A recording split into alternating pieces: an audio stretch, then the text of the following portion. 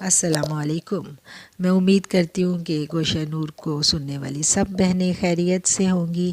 آج آپ لوگوں کو ڈیفینیٹلی انتظار ہے اگلے آرٹیکل کا، تو آج کے آرٹیکل کا نام ہے من کا چور۔ کمرے میں ہلکی ہلکی ٹیبل لیمپ کی روشنی پھیلی ہوئی تھی۔ عصر کی نماز کے بعد کا وقت تھا۔ باہر سورج کی تمازت سورج ڈھلنے کے باوجود کم نہیں ہوئی تھی، اس لیے کھڑکیوں کے پردے ہٹائے نہیں گئے تھے۔ ایئر کنڈیشن ہلکی سپیڈ پر چل رہا تھا، جس کی وجہ سے کمرے میں ہلکی ہلکی خنکی بھلی محسوس ہو رہی تھی۔ کمرے میں شاید بخور کی دھونی دی گئی تھی اور اس کی ہلکی ہلکی مہک ابھی تک فضا میں موجود تھی۔ ماں جی سفید کڑھائی والا دوپٹہ لیے کونے میں بیٹھی رحل پر رکھا ہوا قرآن شریف پڑھ رہی تھیں۔ میں اور میری چند ساتھی خواتین ہم ابھی تھوڑی دیر پہلے کمرے میں داخل ہوئے تھے اور ہم خاموشی سے بیٹھے ماں جی کے فارغ ہونے کا انتظار کر رہے تھے۔ ماں جی بھی ہماری قدموں کی چاپ سن کر یقیناً ہماری جانب متوجہ تھیں۔ انہوں نے قرآن شریف کو بند کر کے رحل پر رکھا، اس کو بڑے پیار سے چوما اور جزدان میں لپیٹ دیا۔ اس کے بعد وہ انتہائی خشوع و خضوع سے دعا کرنے لگیں اور ہم ان کے فارغ ہونے کا انتظار کر رہے تھے۔ کمرے کا ماحول اتنا نورانی تھا کہ خود بخود ہمارے ہونٹ ہلکی آواز میں درود پاک پڑھنا شروع ہو گئے۔ میرا یہ تجربہ ہے کہ جب بھی کسی اللہ والے کے پاس جائیں، اس کی عبادت کا کمرہ ہو، تو آپ کی روح پر ایک عجیب سکون کی چادر سی تن جاتی ہے۔ دل و دماغ تمام تفکرات سے آزاد ہو کر اس فضا کے انوارات کو اپنے اندر جذب کرنے کی کوشش میں مصروف ہو جاتے ہیں۔ زبان دھیرے دھیرے درود پاک کا ورد شروع کر دیتی ہے۔ یہی معاملہ اس وقت ہمارے ساتھ ہو رہا تھا۔ ہم تینوں خواتین آپس میں کوئی بات کیے بنا ایک مراقبے کی سی کیفیت میں چلی گئیں۔ ہم زیر لب درود پاک پڑھنا شروع ہو چکی تھیں۔ یہ یقیناً اس کمرے کی پاک فضا کا کمال تھا، جہاں غالباً ماں جی اپنے دن کا بیشتر حصہ گزارتی تھیں۔ میری امی جی بھی ہمیشہ اپنے کمرے کو موسیقی اور لغو باتوں سے محفوظ رکھنے کی کوشش کرتی تھیں۔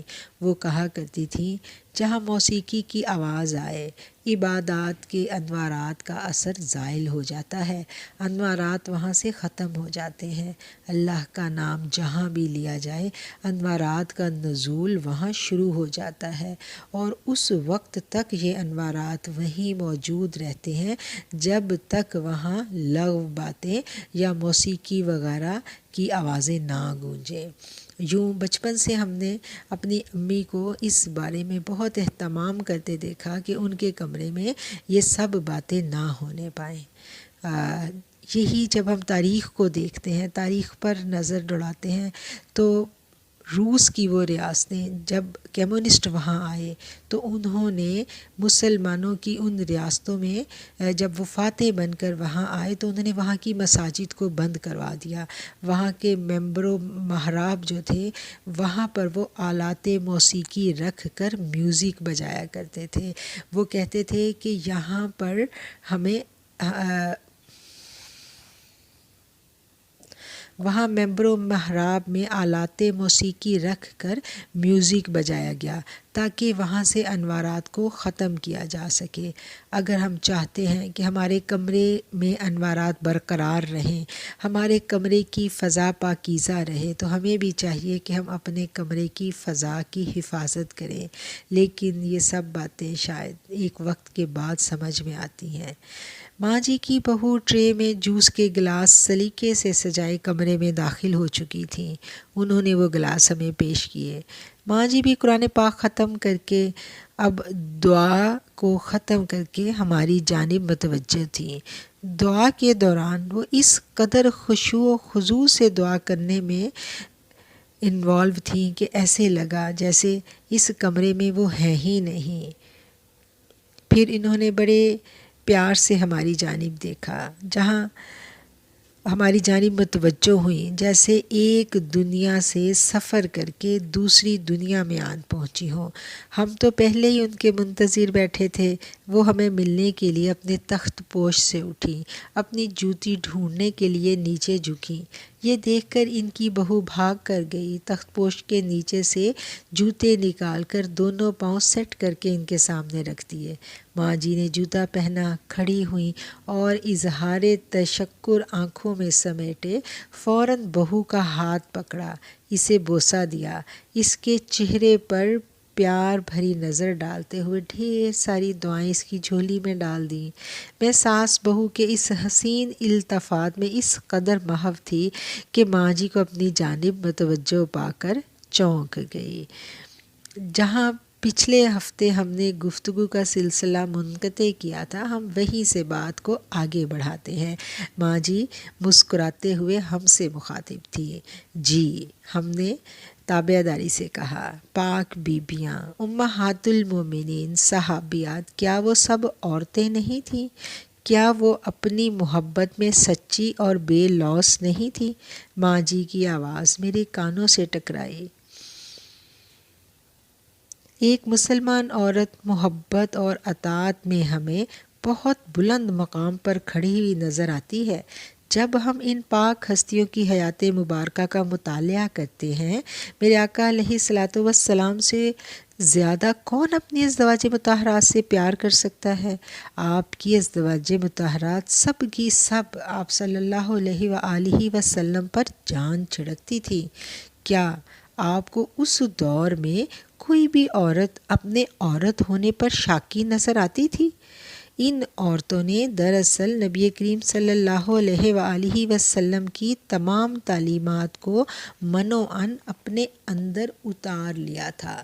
وہ ہمیں کسی ماہر استانی کی طرح ایک ایک بات سمجھا رہی تھی۔ پھر بولی، نفس جب تزکیہ پا جاتا ہے تو پھر شفاف آئینے کی طرح ہو جاتا ہے نفس، جسے خواہش گدلا نہیں کر سکتی۔ اس شفاف آئینے میں ہر لمحہ اپنے رب کی رضا دکھائی دیتی ہے۔ نفس میں ابھرنے والی خواہشات اس آئینے کی شفافیت کو گدلا کرتی ہیں تو دل بے قرار ہو اٹھتا ہے۔ آج کی عورت کے اضطراب کی سب سے بڑی وجہ یہی ہے کہ عورت اپنی پہچان کھو گئی ہے۔ دین کی حقیقی روح کو وہ سمجھ ہی نہیں پا رہی۔ وہ اپنے رب کو تو پانا چاہتی ہے، مگر راستے میں آنے والی ہر رکاوٹ کو تہس نہس کر دینا چاہتی ہے۔ کیا یہ درست ہے نا؟ انہوں نے ایک نرم خو ماں کی طرح پیار سے میرے گود میں رکھے ہوئے ہاتھ کو سہلاتے ہوئے کہا۔ جی، میری حالت بالکل ایسے تھی جیسے بچے کو چوری کرتے ہوئے اچانک ماں آ کر دبوچ لے، یا میں نے کبھی اس انداز میں سوچا ہی نہیں تھا۔ یہ کیا کہہ رہی ہیں؟ سوچ کا یہ انداز تو آج تک مجھ سے پوشیدہ ہی رہا۔ یہ سوال سن کر میرے اندر بہت سی سرگوشیاں ابھرنے لگیں۔ میرے اندر کی عورت ندامت سے منہ چھپانے لگی۔ شاید یہ درست فرما رہی ہیں۔ ان کے شفقت بھرے ہاتھ کی گرمی کو محسوس کرتے ہوئے بے بسی کے آنسو جھٹ سے باہر نکل آئے۔ ان کے بوڑھے ہاتھ کی پشت پر چمکنے لگے، گویا میرے آنسوؤں کو اپنی منزل مل گئی ہو۔ میری سوالیہ نظریں دم سادے ان کے شفیق چہرے میں بہت کچھ چھپا پڑھنے کی کوشش میں مصروف تھیں۔ وہ میری نگاہوں کو پڑھتے ہوئے مسکرائیں اور بولی، عورت کی فطرت میں نگہداشت کی صفت بہت زیادہ پائی جاتی ہے۔ وہ ہر رشتے، ہر تعلق کو جکڑ لینا چاہتی ہے اپنی محبت کے ہالے میں، چاہے وہ اولاد ہو، شوہر ہو۔ وہ پہلا تعلق اپنے رب سے منسلک رشتوں کا چاہتی ہے، پھر اللہ کا۔ ان رشتوں پر اپنا مکمل تصرف چاہتی ہے عورت۔ وہ ہر آن ان رشتوں کی محبت کا محور اپنی ذات کو دیکھنا چاہتی ہے۔ تو کیا یہ درست نہیں ہے؟ یہی رشتے تو ذمہ داری ہیں عورت کی، پھر وہ ان سے کیسے غافل ہو سکتی ہے؟ جب تک یہ استوار نہ ہو اللہ کیسے مل سکتا ہے؟ ماں جی، میں نے اپنی دانست میں ان کی ساری باتیں سن کر انہیں لاجواب کرنے کے لیے اپنا آخری پتہ پھینکا۔ وہ اپنے لیس لگے سفید دوپٹے کا پلو اپنے سر پر درست کرتے ہوئے دھیرے سے مسکرائیں۔ کیا آپ نے خطبہ نکاح کا اردو ترجمہ پڑھا ہے بیٹی؟ انہوں نے میری جانب دیکھتے ہوئے سنجیدگی سے کہا۔ ان کا مسکراتا ہوا چہرہ اب قدرے سنجیدہ اور فکر میں گم لگ رہا تھا۔ اس میں اللہ تعالیٰ کے احکامات جو قرآن مجید میں میاں بیوی کے تعلقات کے بارے میں ہیں وہ بیان کیے گئے ہیں۔ خطبہ کا مطلب ہوتا ہے تلقین، واعظ، نصیحت۔ نکاح کے موقع پر مولانا ایک کونے میں دھیمی آواز میں خطبہ ارشاد فرماتے ہیں، اور بدقسمتی سے خواتین والی سائیڈ اس چیز سے بالکل محروم ہے، اور یوں برسوں بیت جانے کے باوجود ایک عورت وہ رشتہ جو اس نے اللہ کے نام پر حاصل کیا ہے، وہ تعلق جو اللہ کے احکامات کی پیروی میں استوار کیا گیا ہے، اس کی اہمیت اور اس کی نوعیت سے قطعاً بے خبر ہوتی ہے۔ یہ ہمارا بہت بڑا المیہ ہے میری بیٹیوں۔ ان کی آواز میں دکھ تھا۔ میرے ساتھ بیٹھی دونوں خواتین بھی خاموشی سے ماں جی کا نقطہ نظر سمجھنے کی کوشش کر رہی تھیں۔ ہمارے چہرے پر الجھن کے اثرات دیکھ کر ماں جی مسکرائی، پھر بولی، نبی کریم صلی اللہ علیہ وآلہ وسلم خطبہ نکاح میں عام طور پر قرآن کریم کی 4 آیات تلاوت فرمایا کرتے تھے۔ اگر آپ ان آیات کا ترجمہ دیکھیں تو ان 4 آیات میں اتقوا کا لفظ استعمال ہوا ہے، مطلب تقوی اختیار کرو۔ گویا اللہ کے نام پر قائم ہونے والے اس رشتے میں زوجین کے لیے خوف خدا لازم ہے۔ تقوی کی اہمیت اس رشتے میں اتنی زیادہ ہے کہ آقا علیہ الصلوۃ والسلام جو 4 قرآنی آیات اس موقع پر تلاوت فرماتے، ان سب میں اتقوا کا حکم آیا۔ گویا اللہ سے تعلق اور اللہ کا خوف اس رشتے کی بنیاد ہے۔ یہ بہت حساس معاملہ ہے میری بچیوں۔